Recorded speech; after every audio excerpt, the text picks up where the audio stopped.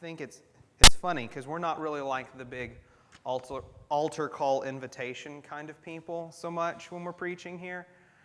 But a lot of people are. They're like, you got to end it with the gospel. And that's true. We do try to end a lot of our sermons, or at least touch on the truth of the gospel when we're preaching. But like any other good preacher, Jesus is going to close out his whole Sermon on the Mount today, and he's going to end it like most preachers would, with some sort of call to action, some sort of reminder, some sort of hard-hitting truth to really capture you and say, yeah, you've heard me say all these great things, and that's awesome that you've heard all of this truth. But if that doesn't leave you different, if that doesn't leave you changed, if that doesn't leave you knowing that you are one of my followers, one of my disciples, right? Because remember, when we first started the Sermon on the Mount, at the very beginning, it began with this idea that there were kind of three different audiences there listening to Jesus. There were the disciples, those who were those who were following him, those who were in his close group, the people that he was teaching. Here's how I want you to develop into stronger, more confident believers. Then you had the crowds that were kind of on the outside of that. And these are the people that had been kind of following along with Jesus, but they didn't really know, they weren't really in. They didn't really know him intimately. They weren't really part of the family yet. And so for those people, he's giving all of this truth, saying, this is what it takes to be a part of my family. It takes to be in the kingdom of heaven. And then you had all of the religious elite, the Pharisees, the Sadducees, the scribes, all of these guys around who were more antagonistic toward what Jesus was saying.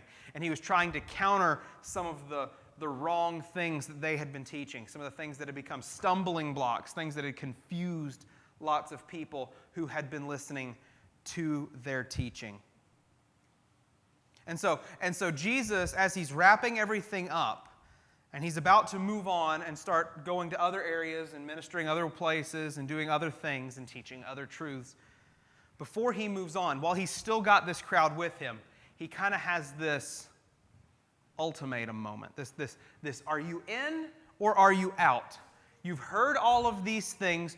Are you with me or are you against me? Where do you stand? And the point that he's going to make through the whole end of this chapter is really that there is no middle ground here. There's no, I'm kind of in, kind of out. I'm somewhere in the middle. I'm just kind of still figuring things out. If I might borrow a movie reference, there is a red pill and there's a blue pill. And you can take the red pill or the blue pill.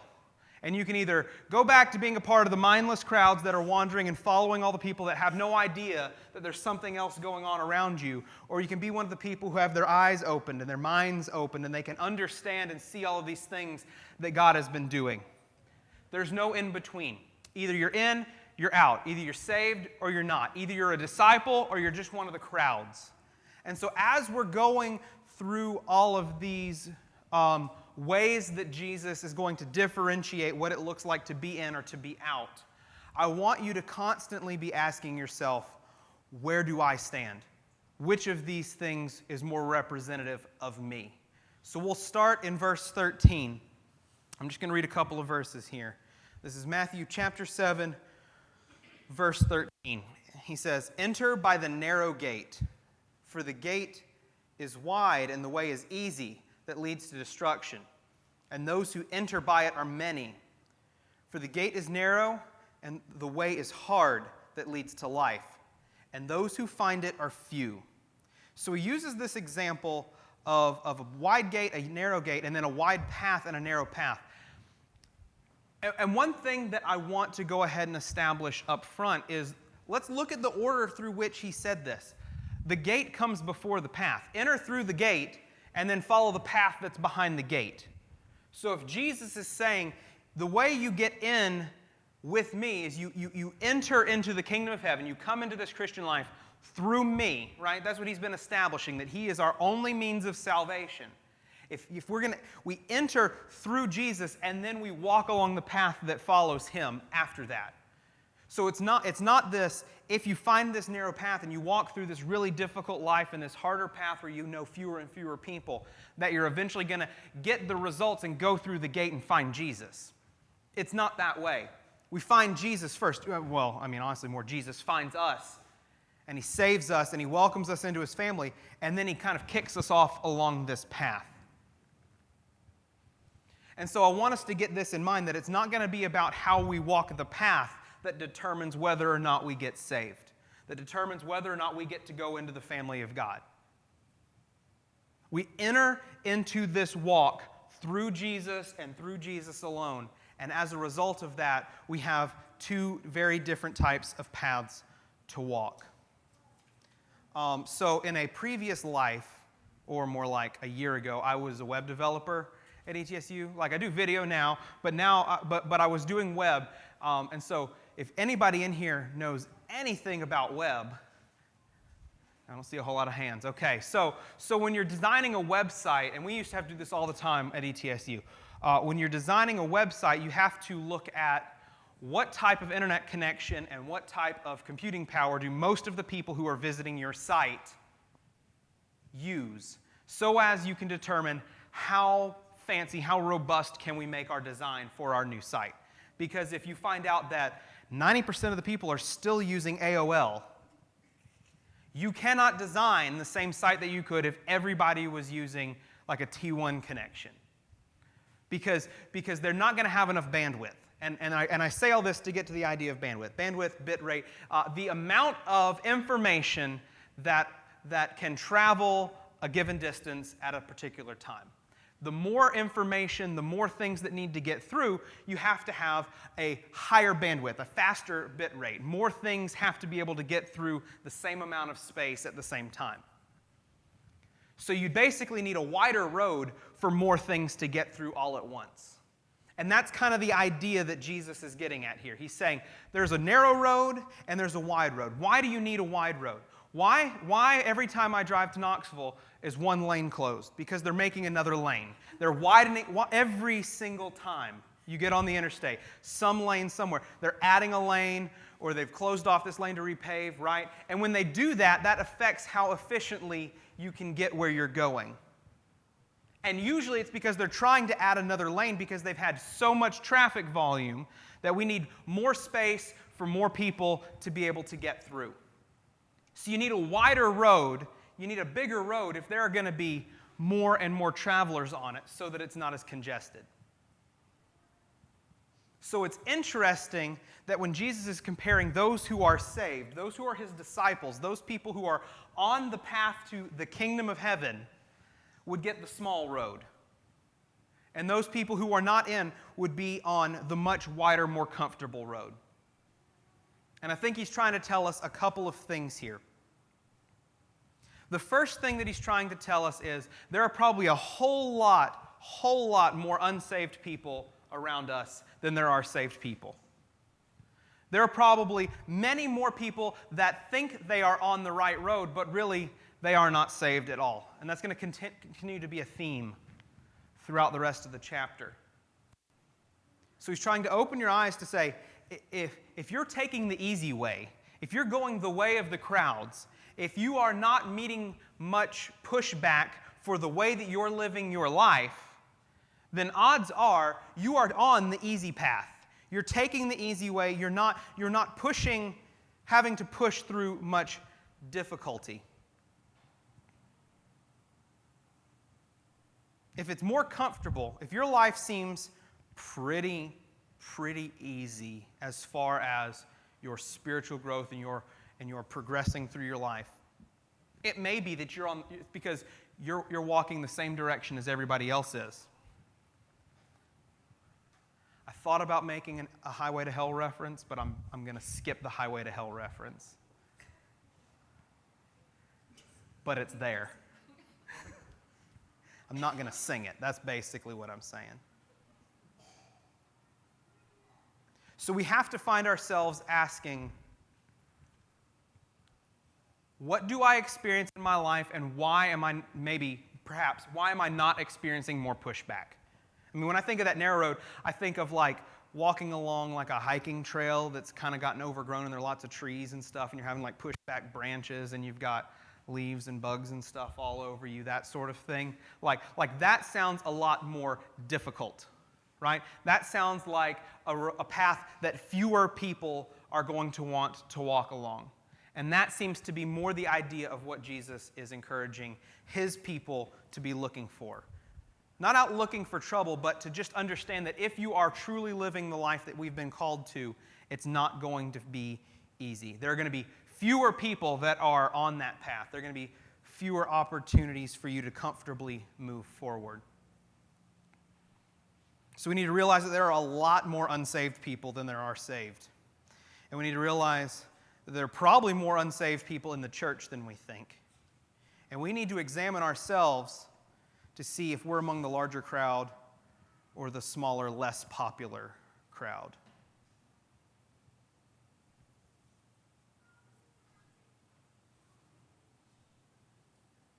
Second thing that he's going to talk about, we'll pick up in verse 15, is that we can still, even though we're in the church, it's still easy to be led astray. Verse 15 through 20. Be aware of false prophets who come to you in sheep's clothing, but inwardly are ravenous wolves. You will recognize them by their fruits.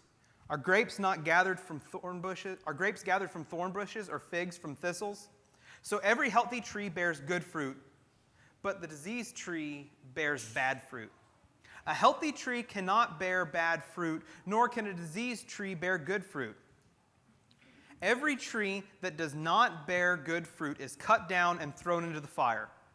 Thus, you will recognize them by their fruit.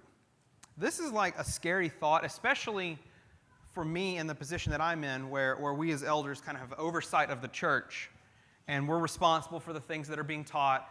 We're responsible for the people that we might put in a position of leadership over other people, even if it's a community group leader or whatever that may be. And it's a terrifying thought to think that somebody who seems very much like they're one of us could be in disguise, not saved, and actually here to kind of tear us apart, here to confuse us, here to break the trust that the church has with the elders, even more so with Jesus, to offer a different message or to offer a twisted version of the message that Jesus gives to us. Because isn't that how we originally ended up in sin in the first place? Was that Satan came to us and said, you heard God say this, but really it's more like this. And he just put just a little spin on what God had told them. And they were so easily, Adam and Eve were so easily led astray, and they were like, yeah, that makes perfect sense, I guess. I guess you know something. I guess you understand what you're talking about. So I'll go with that.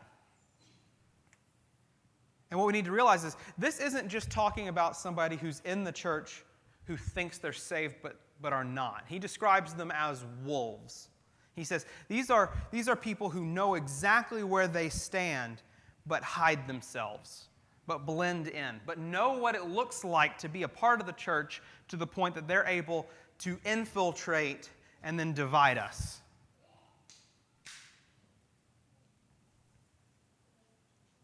And I think it's worth us saying, what do we view as our highest authority? What do we continue to find ourselves coming back to reinforce our belief in the truths that Jesus offered? Do we find ourselves saying, well, I'm going to listen to this guy, he seems intelligent? Or do we find ourselves constantly saying, I'm going to check every single thing that I hear, even the things that we, the elders, are up here preaching. I'm going to go read it. I'm going to see what the Bible has to say about that. I'm going to verify it based on what the Bible says. Because if we don't go back and continue to say, what did God say about that specifically? That's when we're going to get led astray. That's when we're going to get confused. That's when we're going to get distracted from the truth that God really has for us. So we have to be in this book. We have to constantly be better understanding who God is and what He would have for us so that we don't become confused and led away. And then we have to look at the fruit of the people who are taking the advice or we're taking truth and listening to. We have to look at their lives. I mean, it's a good call for us to look at our lives too.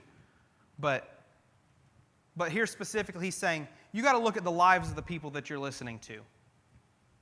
Because if they're believers, if they're following me, if they are actually teaching real truth, then you're going to see good things coming out of their life. Good things are being things that are reflected in Scripture as good things. Not they're really good at, I don't know, some sport, or they're really good at brain teasers or something like that. But like they actually are able to represent the things found in Scripture as described as being good. Love, joy, peace, patience, all those. They model those things. You see the good things coming out of their lives. Those are the people that are in. Because what he says, and this is a big thought. He says, you cannot bear good fruit if you are a bad tree. If you are a sick tree, if you are broken, if you are outside of the family of God, if you are unsaved, if you are just part of the crowds that are kind of wandering along following Jesus here but don't really know him, you cannot bear good fruit. A healthy tree cannot bear bad fruit, nor can a diseased tree bear good fruit. So where do we get our good from? If it's not about us being able to do good things, where do we get our good from? Well, we go back and we look at the path and we look at the gate. We got to get in through Christ first. It's Christ who gives us the ability and the power to do good things for him. Apart from Christ, we can do no good. Everything we do apart from Christ is bad.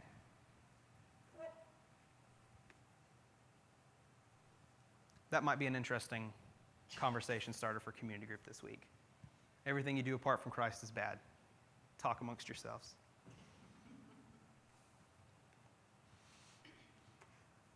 So the only way that we're going to be able to discern who we're supposed to go to and who we're supposed to not take the bad advice from is to discern by looking at their fruit.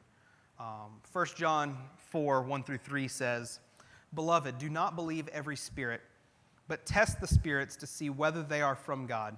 For many false prophets have gone out into the world. By this you know the Spirit of God. Every spirit that confesses Jesus Christ has come in the flesh is from God, and every spirit that does not confess Jesus is not from God. This is the spirit of the Antichrist, which you heard was coming, and now is in the world already." So what he's saying is, you got to test the spirit. People who know Jesus are in. You don't know Jesus, it doesn't matter. You cannot manufacture fake Christianity. You got to have Jesus first. But already working among us is a spirit that says, I am like it's Jesus-ish, if you will. Like it presents itself like Jesus. It's this idea that is similar yet different enough that it is not him, and it is tempting for us to follow it. So we have to discern who it is that we are going to take spiritual instruction from by looking at the fruit, by looking at their message. There are some pastors who love the Bible and teach it very eloquently, but would not come out so strongly as to say that Jesus is the only way that you can get to heaven. Jesus is the only way that you can be welcomed into the family of God. If a pastor, if a teacher is not teaching this gospel, Jesus and Jesus alone, they are a false teacher, and you should not follow them. Because saying the right words isn't going to cut it. We'll go ahead and look at verse 21. Just because you know his name, just because you can say the right things or do the right things, isn't going to save you. Verse 21. And this right here, this is the most terrifying section to me. Not everyone who says to me, Lord, Lord, will enter the kingdom of heaven, but the one who does the will of my Father who is in heaven. On that day, many will say to me, Lord, Lord, did we not prophesy in your name, and cast out demons in your name, and do mighty works in your name? And then will I declare to them, I never knew you. Depart from me, you workers of lawlessness. So these aren't just people that are out to get the church. These aren't people that are dividing the church. These are people who are actually doing seemingly good things in the name of Jesus. And he's saying, but I don't know you. How does that work? How can they be doing things that seem good and not be in with the body of Christ? How do we do that? Because obviously what's happening here is Jesus is revealing that God can use anyone to accomplish His will, right? Anybody who's been in a position of authority throughout history, good, bad, indifferent, has been there because God has placed them there.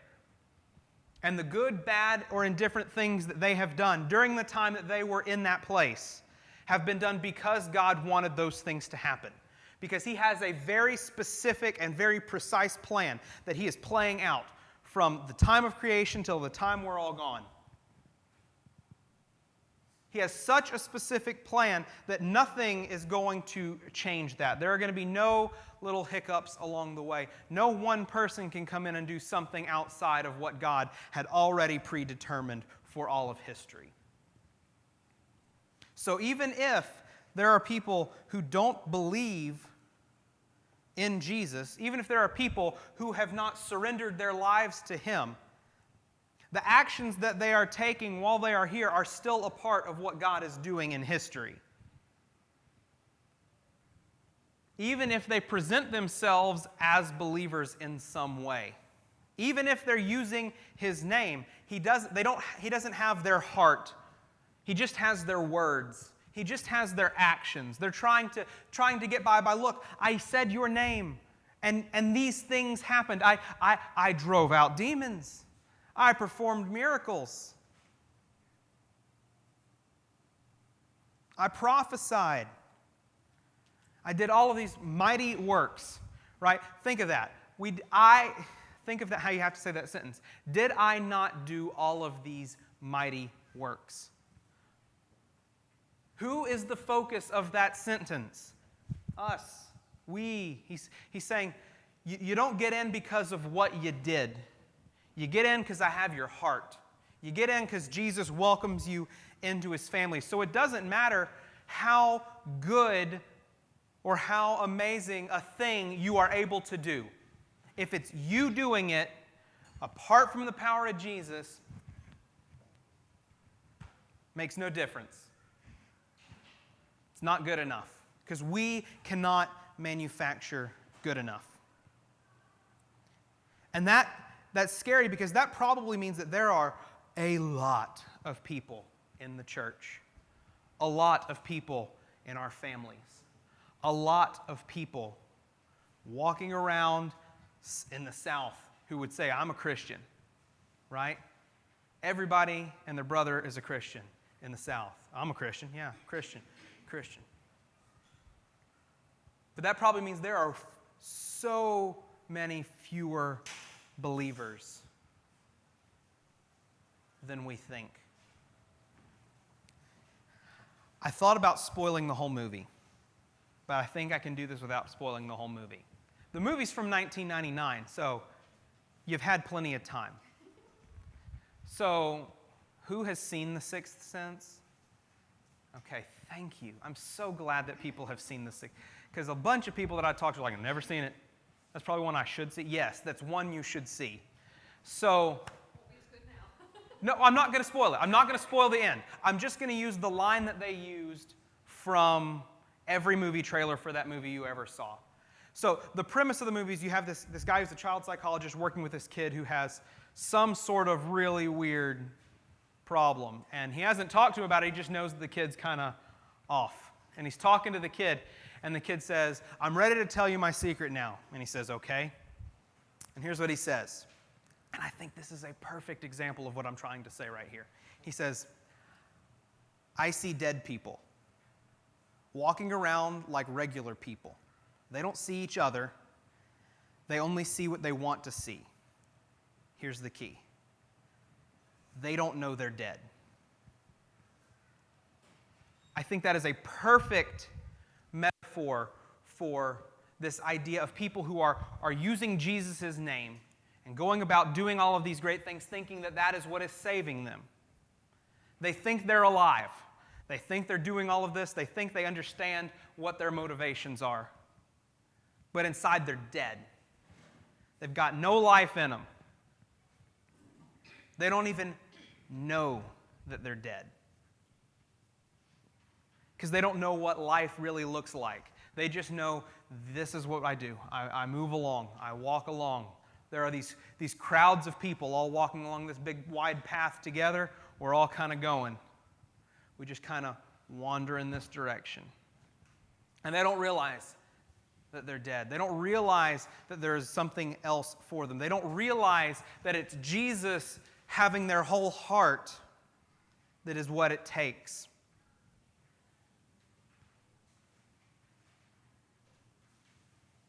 If it doesn't start with Jesus, and I think this is kind of where he goes next. If it doesn't start with Jesus, if we don't lay the right foundation, we're among the dead, just walking along. Verse 24. Everyone then who hears these words of mine and does them will be like a wise man who built his house on the rock. And then the rain fell and the floods came and the winds blew and beat on the house, but it did not fall because it had been founded on the rock. And everyone who hears these words of mine and does not do them will be like a foolish man who built his house on the sand. And the rain fell and the floods came and the winds blew and beat against the house, and it fell. And great was the fall of it. So if it doesn't start with Jesus, right? Because what he's saying is, hear my words. Start with him. Not some intellectual understanding that we're able to convince ourselves and understand the logic and rationalize. Not that we were able to obtain enough knowledge to figure this all out, but he says, if you hear me, if you hear my call, if it starts with Jesus, if your foundation is Christ, then everything that you build on top of that is not going anywhere. If your life is built on Christ, then when you're walking down the windy, tiny little uncomfortable path and things get bad and the wind picks up, he's going to hold you up because you have him. But if you don't start with Christ, even though the path seems easy, at some point, everything's going to go to crap. I had no other word. Everything's going to fall apart. You're going to think, oh, I've been doing all of these good things, and then you meet him face to face, and he says, I never had your heart. I never had all of you, so you're not one of me. And he's going to, like those false prophets, like those false teachers, every tree that does not bear good fruit is cut down and thrown into the fire. You're separated from him. You're done. Game over. So it all has to start with Christ. If everything about you does not begin with the fact that Jesus died to save you, to welcome you into his family, none of it matters.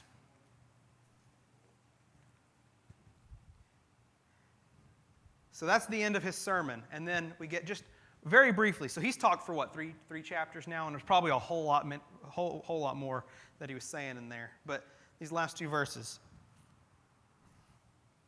And when Jesus finished these sayings, the crowds were astonished at his teaching. For he was teaching them as one who had authority and not as their scribes.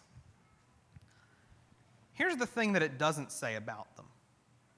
And this is interesting because if you've read to the end of Matthew already, you know what these same crowds are going to do to him. It says they were astonished by his teaching. It doesn't say they were changed.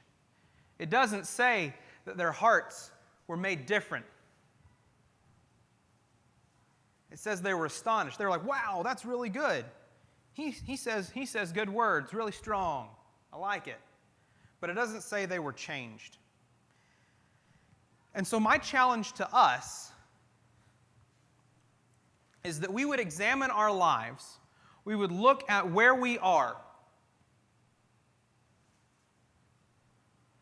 We would look at the fruit of our lives, say, what am I representing? What is my life revealing?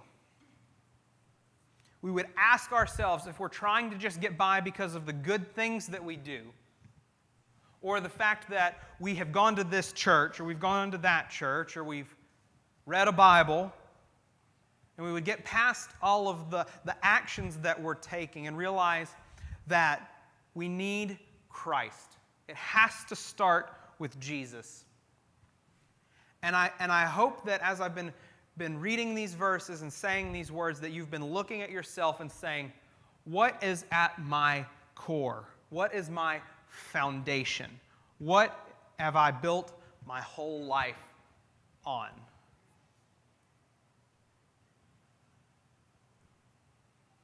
There was a great sermon that I listened to years ago. It was John Piper, but he was saying, what's at the bottom of your faith? Like usually you say, what's your most important thing? And you work your way up a ladder. But he's saying, peel back all the layers. What is at the base? What is your motivation for everything? So why are you here? Well, I'm here because my family's always gone here. But why does your family motivate you? Well, because I love them. Why do you love your family? And you keep going down, asking these questions, and you eventually get to this final question of what motivates every single thing that you do. And if at the very bottom is not Jesus Christ, then you are one of the people who have been kind of slowly walking with the crowd along that wide path. You don't know him. He doesn't have you as a part of his family. And I don't want you to be like one of those false prophets who were cut down and thrown away. We wouldn't be here, we wouldn't be saying these things if we weren't passionate about you knowing Jesus the way that we know Jesus, and that we know how good and faithful he is.